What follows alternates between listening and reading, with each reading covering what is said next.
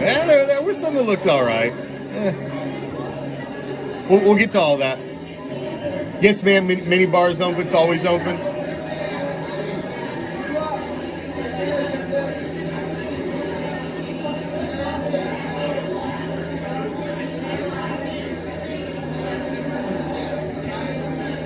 VIP to the right, line is to the left, please. Yes, Wednesday night, fantasy football night. Always in season. Hardcore Challenge Live, yes. Commish is in the house, yes, he will be hosting.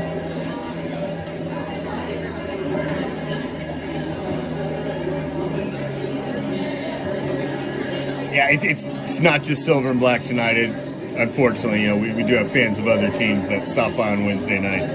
It is fantasy football night, man. I know. Normally we would toss them out, but some of these are hardcore challenge owners, man. Yes, show will be starting very soon. Thank you for joining us. These guys like to run a tight show. Enjoy the show.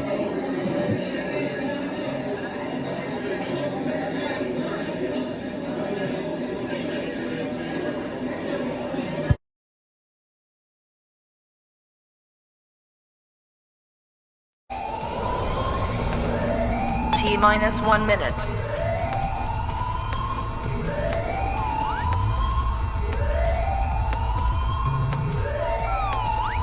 T-minus 50 seconds.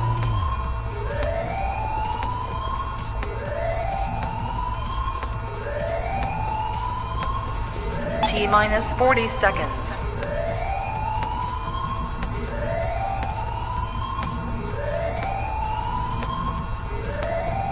T-minus 30 seconds.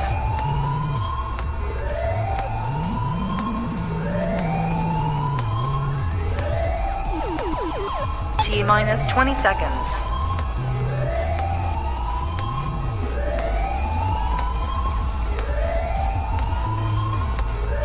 Ten, 9, 8, 7, 6, 5, 4, 3, 2, 1. 0.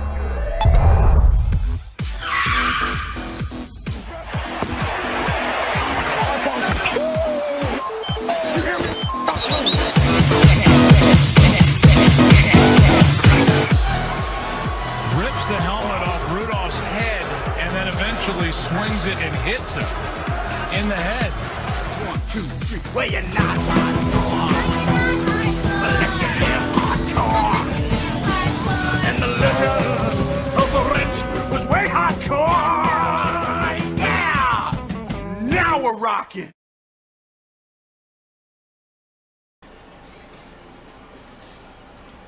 What's up, fantasy football fans, members of the Raider Nation, football fans in general? Thank you for joining me for another edition of Hardcore Challenge Live, the official podcast of the Hardcore Challenge, which, if you didn't know, is the pinnacle of fantasy football competition. Because if you ain't playing in a Hardcore Challenge League, trust me, ask David in the All Raider Nation League, it ain't the same thing as a 12-person picking number ones. No, it ain't the same beast, man. He's struggling again after, I had to fucking break it off in him in week 1. Just a little reminder that this is still the Hardcore Challenge, David. And I picked you for the dumpster fire, and you're 0-1. So, let's get into it, shall we? Week 1 is behind us. We've got Game of the Weeks to go over. We got big baller controversy. Big baller controversy, man. In week 1. Shameful. Somebody call security. And then, of course, we got to talk about our low ballers. We got low ballers to talk about. We're about a month away from the Power 5. We'll unveil that probably about 4 weeks in. After we got see a little bit more. We'll got to go through the Survivor League. It is a motherfucking bloodbath in the Survivor League. It was a bloodbath. Somebody call security. Fatality. It was rough starting, myself included. So let's get into it. Don't want to take too long. I like to keep the fantasy show short. That way everybody can come back and watch it and get the information they need from the show. Last week's game of the week, big ballers, low ballers. Game of the weeks for this week, legal rosters, because we got the big league in order, but there's a couple new guys, so I'm being a little lenient. I sent a couple personal messages explaining the rules a little more clearly. A lot of people don't understand the backstory of the rules, and I'll go into that a little bit more later. Spin around the leagues and our show schedule, which is this time every fucking Wednesday. So, but I'll remind you again. Yeah, your division started out fucking rough, Tyler. We're going to get into all that, ladies and gentlemen. Thank you for joining us. Let's touch on last week's. Are you not entertained? Are you not entertained? It's time Is this not why you are here? for the Hardcore Challenge Game of the Week.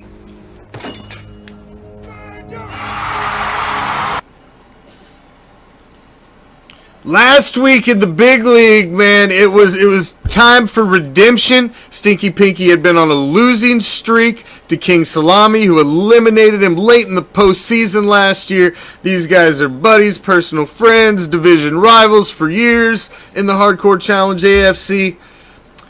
And man, it did not go well for Stinky Pinky. King Salami put the smackdown on him, 203, 147.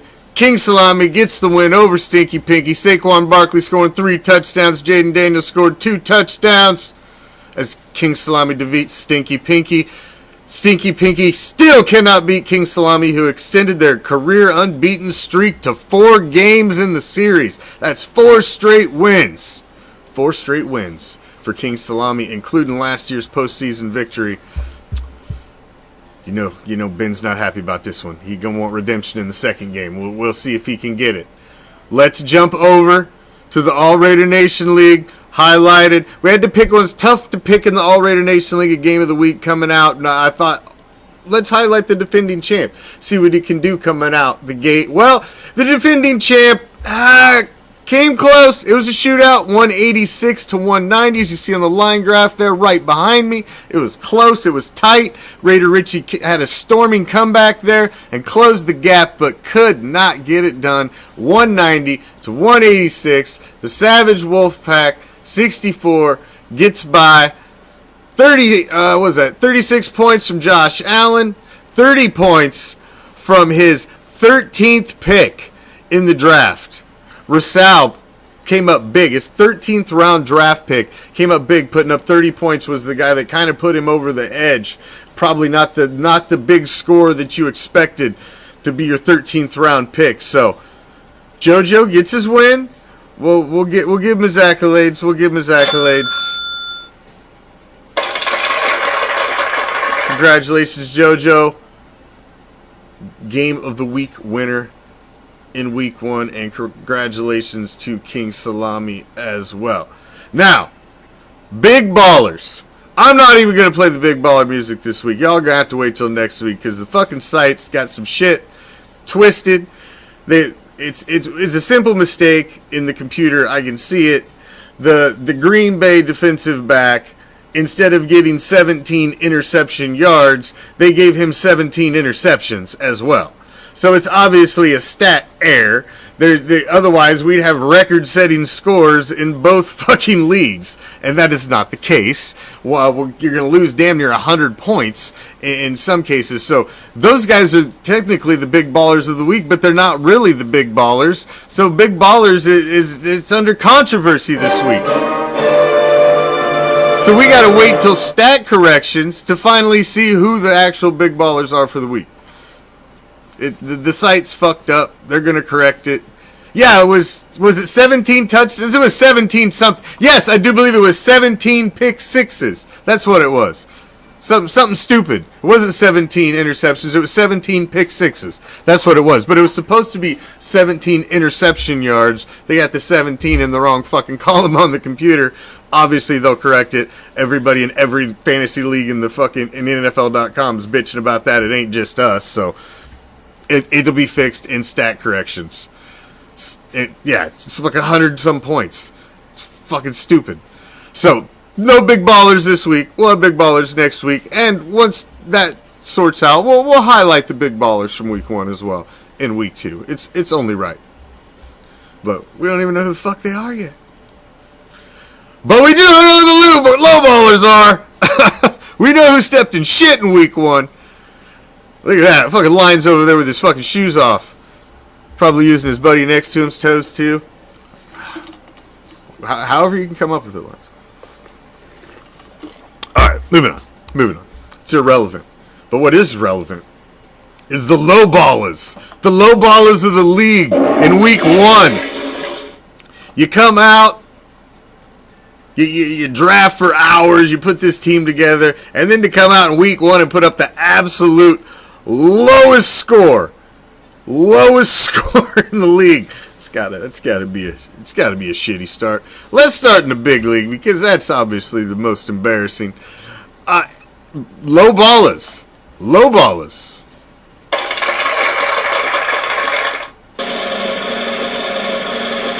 Of the AFC and the NFC. AFC, fumble those TDs. 131. And Lions with the black hole with 121. What the fuck, fellas? That was Loser. rough. Loser. Rough start for week 1 in the big league. But that's not as bad as the lowest score in the All-Rated Nation League. Still struggling with this hardcore challenge format. We shamed him a lot last year, but damn, I wasn't planning on. I already picked you as the dumpster fire of the year. I wasn't planning on shaming you again in week 1 show, but the Autumn Pirate with a whopping 113. Loser. Game over. Not good. Those are your low ballers of the week. That's you don't want to be on that list. That's for damn sure. Game of the weeks coming up for this week. We've highlighted 2 games of the weeks for this week. Let's hit it. Game of the week in the big league. I'm putting it in the NFC this week. Take It Deep won the division last year in the Elite East of the NFC. They were picked to do well this year, and they started out 0-1. Knoxville Assassins, I picked in my predictions to have a little return to glory this year. So this is a big matchup, because if Take It Deep goes to 0-2 with 2 division losses, that's going to make it tough for a repeat for them, and this will allow Brad to stay on top. As you see, Take It Deep it's not projected to be very close. It's going to be an interesting game. You've got Caleb Williams, the rookie, against Patrick Mahomes. And Williams did not look good in week 1. So J.K. Dobbins looked good in week 1. Unfortunately, I watched that fucking game, and so did Stevenson against the Bengals. I watched that game too because he eliminated me out of the Survivor League. So I watched both these guys. They looked well. Both guys got solid roster. The quarterback deficiency for Take It Deep, if that raises its ugly head again, may be the end of them. That is your game of the week for the big league, 32 owners, 2 conferences.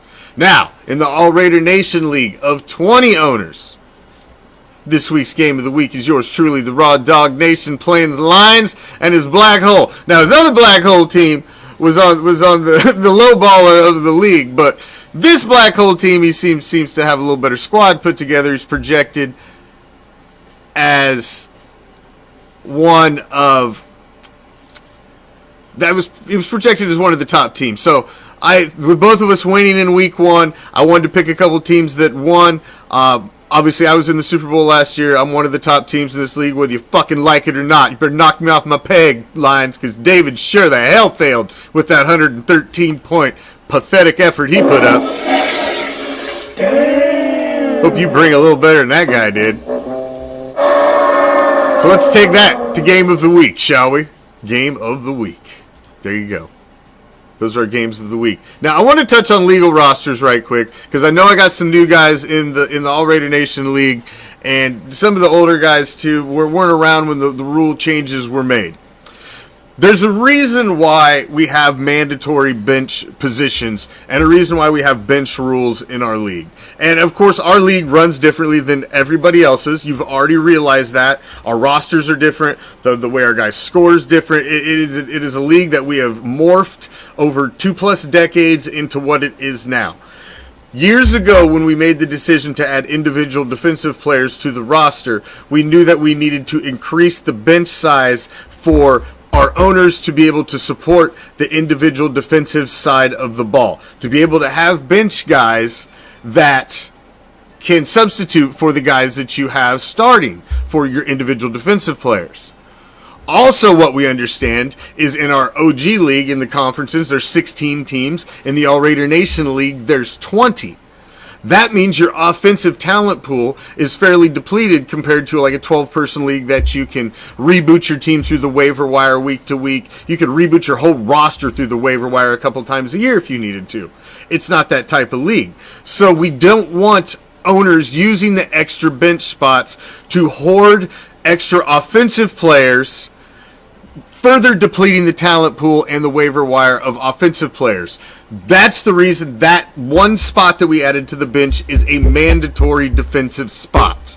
Because otherwise, you're going to have 20 owners in one league shoving another offensive guy on there, and that's 20 top guys off the waiver wire. You're going to have fucking 16 in each conference doing the same thing in the other. So that's why we have the mandatory bench spots. And because we have keepers in the big league is the only reason we added the reserve spots several years back. That way, if one of your keepers goes to IR used to be worse. It used to be worse where you'd only get like one chance a season to come back. Now it's only a 4-week hit. But if one of your keepers go to IR, you don't have to drop them now. You can drop them into a reserve spot. It is only for IR. It is not for any other designation. It is not for PUP. It is not for NFI. It is not for COVID. It is not for any other designation that may be behind a guy's name. Only IR. If there's not an IR behind their name, they cannot be in your reserve spot. It's that simple. You have one bench spot that you need to have an individual defensive player, team defense, or kicker in. And you cannot have IR in your reserve spots. That's it. The rest, you can't fuck up the rest of your roster. There's no other way to have it illegal because it's already preset how you can do it. One mandatory bench spot and no IR in the reserves. That's it. That's simple as fuck. And there's the reason why. Let's take a spin around the league and wrap this motherfucker up. Shall we? Let's start over in let's start in the Hardcore Challenge AFC, shall we? Let's start in the Hardcore Challenge AFC. Over in the Great White North, Knox Vegas Anarchy and Bad Company jumped out as answer to the Master, and Daco's Tuesday take a hit. Split division as well. Emmett Who, Bison Broncos with the win, Blackout and Stone Ponies with the loss, King Salami under the influence on top, Bleeding Green and Stinky Pinky on the bottom, and Bucka Raider 2002 and All-Pro Afro. Rage, you gotta get a new name. It's just a terrible name. It's a terrible name. The Super Bowl was actually won in 2003, you know. You didn't Bucka Raider in 2002 because we didn't even play in the calendar year of 2002. So, just saying. Just saying. But I did lose in a very close one. CJ Mosley just couldn't pull it out for me on Monday Night Football. He came close, man. Put up 17 points. He pulled me within 7, but just couldn't get it done. Kilowattage and frickin' football time. We're the winners. The Skull Crushers, the defending champ, and lucky number 11. Both take L's in the Great White North. Knoxville Assassins and the Emperors, both with wins in Week 1. Big win for the Emperors in Week 1. I got to give my son a little applause as he was the dumpster fire of the NFC last year, so coming out with a win in Week 1 was big for him. Cheesehead and Donkey Punch leading the charge in the Wild West is Renegade Outlaws. Black Hole over here. Renegade Travis forgot how to put his roster together. We had to help him out and shame him a little in the comments, but he's getting his shit correct. Willie with the Bandits and Bed Bath & Bijan, both winners in the Dirty South of the NFC, as I Lost My Chub lost his damn game too, and Bucknuts takes an L. In the All Raider Nation League, take a spin through that. In the Great White North, Raiders all day, one of the benefits of the fucking 17 interceptions for touchdowns, as he has this crazy score. I was letting him know that score is not going to stand. Stat corrections are going to correct that, but he should still win the game. It's not going to knock him out of a loss, but it take him out of big baller probably. That's why we ain't got a big baller this week. Black Hole with a win. The rest of the three, the defending champ, there can be only one. Hungry Dogs all take L's in the Great White North. And the Elite East, the Death Dealers. I picked the Death Dealers to win this division, and they're starting out with a one-game lead over the whole rest of the damn division as everybody else takes a fucking L. And Raider Nation for life. Shadow Raider, our only female owner this year in the Haywood Gang in the Wild West, all with dubs. Devontae's Inferno and Raider Nation 98 taking L's. And in the Dirty South, I got a win. Autumn Wind, Savage Wolfpack, One Nation, and the only loser is my son in this league. He did get in another league, but he did not win in this one as the Maulers go 0-1. Now, in our Survivor League, as you see up there at the big red bar, I was eliminated. Eliminated from the Survivor League in week 1 because I picked the fucking Bengals. Who the fuck picks the Patriots with Jacoby Brissett to come in with a shit roster and beat Joe Burrow with Jamar Chase on the field and all their offensive weapons, and they're supposed to be a top AFC team? They're at home opener, season opener. Who the fuck? I looked at the schedules, and I thought that was the only fucking lock of the week was the Bengals game. I thought it was the only lock. Well, so much for what the fuck I know. Because, well, I wasn't the only one. As you see down here in the bloodbath, there were 7 other people along with me that took the Bengals and got eliminated. Somebody picked the Raiders. Joseph Sherry Morales picked the Raiders. You can't go with your heart. Can't be a homer. It'll get you eliminated. And somebody picked the Falcons, who looked like open ass as well.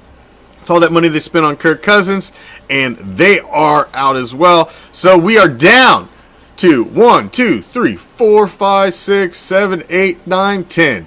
10 standing.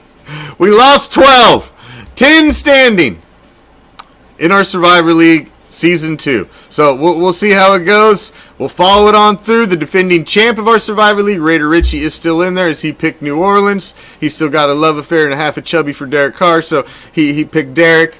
I think Chad does too. Chad's got some kind of man crush. I think it's them dark eyelashes he likes. But those guys went with New Orleans and they've moved on. Maybe apparently they were smarter than me. Apparently they were this year. So that's our Survivor League. That's our damn show. We're here every freaking Wednesday night at the same time to talk about your fantasy team. And hopefully you did well. Because if you didn't, we're going to talk about you. Like we did David's team. And his horrible 113. Damn, David. Damn. Lowest score, David. Lowest score out of 52 teams. You were the lowest score across the hardcore challenge landscape. Because we're all working with the same point scoring system in both leagues. Lowest scoring team out of 52 owners. That's a rough week. That's a rough week. Hopefully you have a better week in your fantasy football world in week 2. I went 1-1 and eliminated from the Survivor League. So the Survivor League's behind me. That bitch is in the rearview mirror. It's all about fantasy football now. I got to get double dubs this week. I'm in the game of the week of the 1. Good luck to all of you, except for Lions, who I'm playing, and except for who else am I playing? Ooh, I got El Parata this week too. Good luck to everybody, except for those two. Until next time, I'm out. Peace. Love.